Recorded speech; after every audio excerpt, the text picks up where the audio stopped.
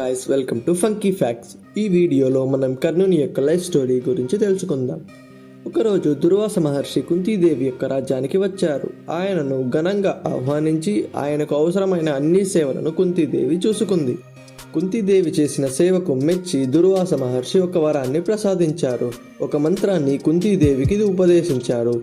తను ఏ దేవుణ్ణి స్మరించి ఆ మంత్రాన్ని జపిస్తే ఆ దేవుని పోలికలతో శక్తులతో కుమారుడు కలుగుతాడు. కుంతీదేవి కుతూహలంతో ఆ మంత్రాన్ని పరీక్షించాలనుకొని తనకు ఇష్టమైన సూర్యదేవుణ్ణి తలుచుకొని ఆ మంత్రాన్ని జపించింది.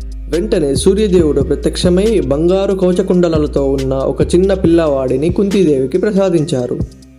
తేజస్సుతో ఉన్న ఆ బాలుడిని చూసి కుంతీదేవి చాలా మురిసిపోయింది. కానీ పెళ్లి కాకుండానే పిల్లలు పుట్టారు అని తెలిస్తే తన జీవితం నాశనమవుతుందని ఇష్టం లేకున్నా ఆ శిశువును ఒక పెట్టెలో పెట్టి నదిలో వదిలేసింది. ఆయనే కర్ణుడు. నెక్స్ట్ పార్ట్ కోసం తప్పక సబ్స్క్రైబ్ చేసుకోండి.